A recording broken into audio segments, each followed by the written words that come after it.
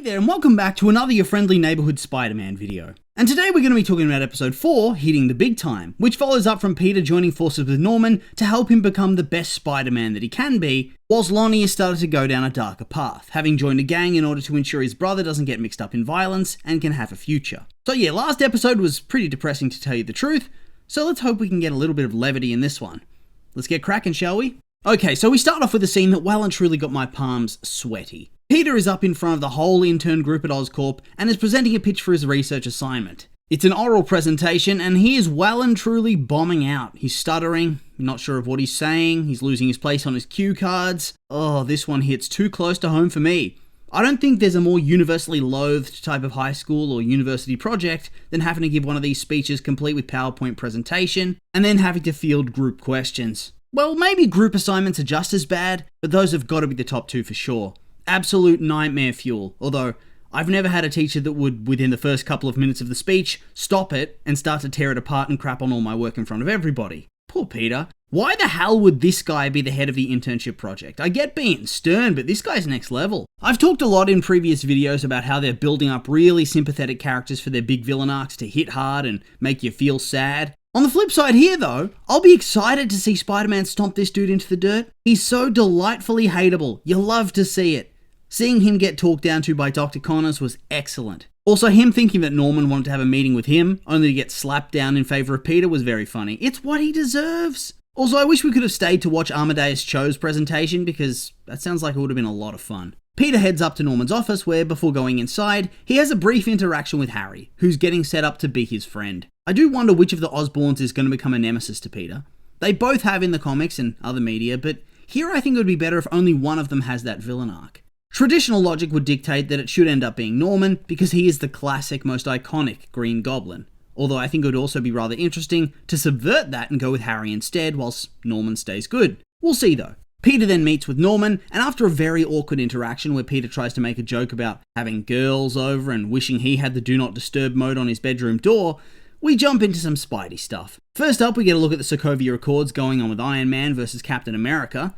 So I think originally this was meant to be an MCU canon-compliant prequel series, right? I'm glad they've moved away from that, but keeping elements of the MCU makes a lot of sense too. It's the version that people know the best at this point. And the Civil War type storyline, it does have a lot of relevance to Spider-Man overall. I wonder if this is meant to just be a throwaway type mention, or if there's going to actually be some proper plot relevance going forward with this. Hopefully they don't try to do too much and push him into all these bigger and bigger stories. I kind of like a more grounded Spider-Man, having to largely work alone. Might just be me though. I figure that scene's just there to show that there's a world of heroes outside of Spider-Man, and maybe hint at some future appearances by other heroes from time to time. We then come to a very fun part of the episode, when Norman goes into overdrive trying to improve Peter's Spidey suit, but without any real input from Peter himself, largely measuring things over what's tested well in key demographics. The introduction of the Thor suit in particular is so much fun, appearing in the alleyway above the criminals with a power pose, the music's kicking in to make him seem like the baddest dude in New York, the cold, drop the purse. Only for his cape to get tangled up on a fence, for him to get beaten up by thugs when they see he's stuck, and to get it posted online for all to see. Oof. Then it cuts back to Norman in the office looking very awkward indeed. He should have listened to Edna Mode.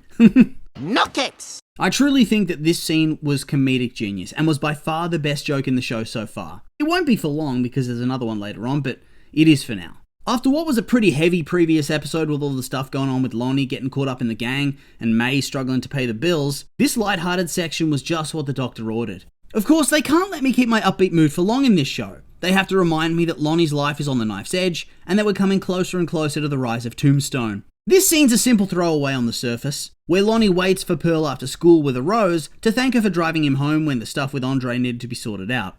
It's a very sweet scene, but pretty melancholy at the same time, as like I said, it's the calm before the storm. You could be closing in on one of the last really peaceful, wholesome moments for this couple, and for the character in general before things start to go down.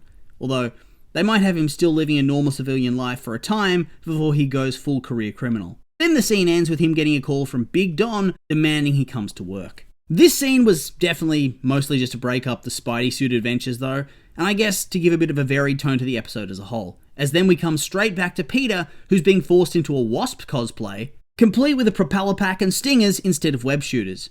Norman thinks he should be open to changing his hero persona name, and that the propeller's a more efficient way of traveling and ensures he can fight and move at the same time. I really appreciated the realism of this scene, showing off how many big companies tend to change the thing that made them popular in the first place. Spider-Man is getting hype as a grassroots hero. So what does Mr. Moneybags Big Shot CEO think? Change it all. Everything that you did before that people have come to know, change it. It's a terrible idea, but it feels real. I also really loved how the Wasp section ended with him randomly just getting hit by a bus and the driver just sighing and using the windscreen wipers to get rid of him like an actual squashed bug on the window.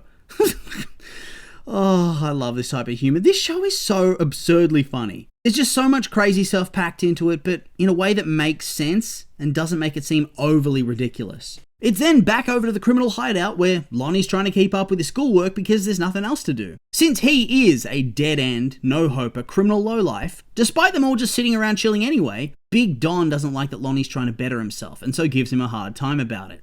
This leads to him being sent out on a mission to pick up some food. Seemingly a simple job, but obviously there's going to be a catch involved somewhere to make it more dangerous. I know I've been talking about how I'm not ready for Lonnie to descend into a life of crime, but at the same time, I'm also very eager to see it, if that makes sense. These scenes are very ominous and tense and constantly feels like there's something big that's going to go down any second, which has me at the edge of my seat. It's very gripping. Also, this guy is toast when Lonnie truly becomes Tombstone, by the way. Absolute toast. And I'll be all here for that. Justice. We follow up this scene with probably the funniest of the episode, even better than the bug on the windscreen, even better than Thor's cape. Because for some reason, Norman has given Peter the creepiest possible costume. Pitch black with wings and claws, so when he goes down to do things like give a balloon to a little girl, the little girl is so frightened that she starts to cry, and Spider gets mobbed by people ranting at him, calling him a freak, and trying to attack him. Also, the way that this scene was presented was just perfection. Setting it up like it's a monster from a horror flick, an actual villain. The close-up of the claw scratching the tree, the rapid movement, the heavy footsteps, the ominous music, to even just the point of view of the scene, being lower down, pointing up, so Peter looks like a giant.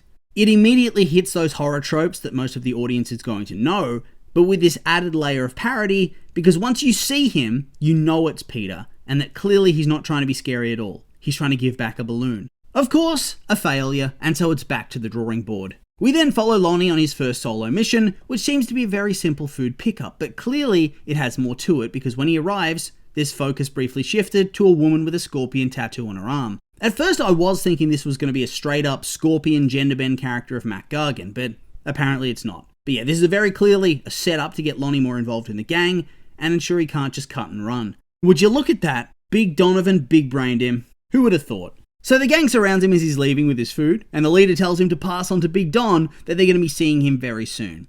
Then, they just let him leave and send a goon to follow him home, I guess, but he manages to escape onto the train, where it all sinks in that he is well and truly screwed. I gotta say, I was a little bit disappointed with this scene, I guess. Yes, it builds the tension, and looking back it works well to establish the depth of troubles Lonnie's in, but on a first watch through, I remember being let down that there was nothing more than just idle threats. It was a bit of a tease for me. We then have a wrap-up scene that confirms that it all was just a bit of a test of will, and an assurance that there's no running away from the gang, because now the Scorpions have seen him, and they're cruel and vicious. On top of that, Don tries to paint his gang as a necessary evil that protects the neighborhood from the likes of the Scorpions. A gang who is apparently far worse than them. Whether that's actually true does remain to be seen, but something tells me that since this is likely the core of Tombstone's future gang, I very much doubt they're going to be neighborhood freedom fighters or anything of the sort. Then it's back over to Peter, who is once again meeting with Norman after the failure of the black wingsuit Spider. At long last, Norman admits defeat, and that trying to upgrade Peter's suit too much was just not working. That they need to stick with what they know works and go back to basics. I did like the explanation for why he was trying to perfect it like this though, why he was trying to change so much. It's because he sees Peter as the first of a new generation of heroes. In Norman's eyes, the Avengers have failed time and time again, and through their own actions have brought about a huge amount of destruction.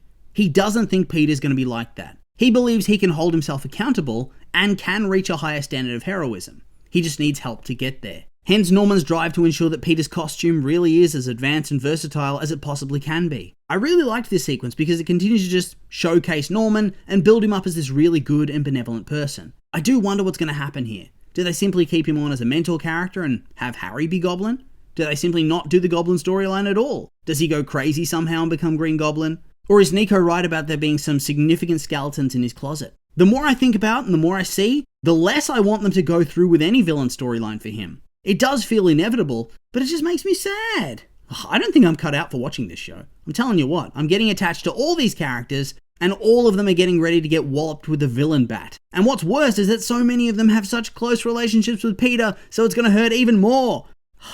Don't get me wrong, it's great writing all around, I'm just not ready. Peter then tries on his new suit, and whilst he seems unsure, he still takes it for a spin across New York City. This sequence was pretty awesome, not gonna lie. Felt very into the Spider-Verse in the best of ways. Really dynamic and exciting. They do the classic looking into the window of a skyscraper and being face to face with the reflection shot, and this serves as our first proper look at the suit within the show itself. I think I said in the trailer breakdown that when we first saw it, I liked the suit and it felt unique. Well, if I did, I take it back. I don't like it anymore. It feels too sterile, too cold.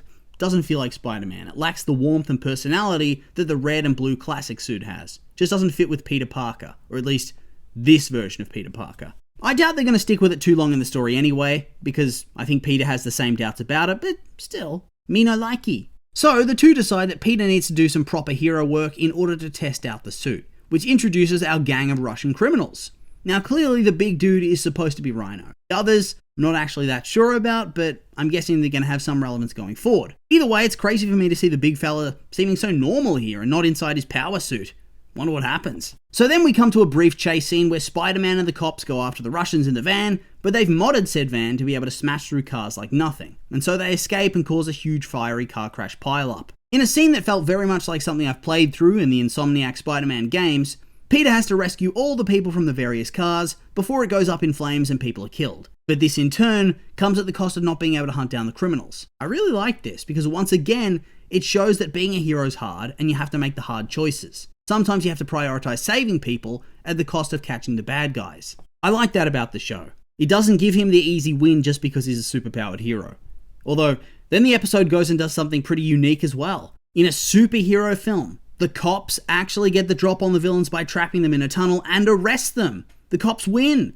When's that happened before? Although I'm not really sure why Rhino didn't just plow through the cars like he did before, but the crew's arrested except for Mila, who had jumped out of the back of the van in full view of the pursuing cops and started to run away, only for nobody to stop and arrest her. Doesn't make that much sense, but it is what it is, I suppose. In the final moments of the episode, Peter accidentally reveals that he's Spider-Man to Harry because he drops in to give his report to Norman, but doesn't check to see if the coast is clear and straight up takes off his mask as Norman's trying to shut him up.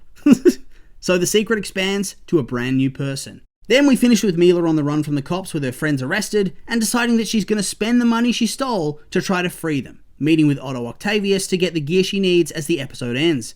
Hell yeah, Dr. Octopus, that is what we needed. There's so many classic villain fights on the horizon. Doc Ock, Scorpion, Rhino, we've seen a symbiote in the first episode, so maybe Venom at some point, probably Green Goblin one day, Tombstone's being built up. Yes! I love that they're building up so many stories all at once. The payoffs, if they can pull them off, are going to be legendary. And I just think that this show is so good. But now, that's the end of the episode, and so I'll remind you these have all just been my opinions, and I'd like to hear yours.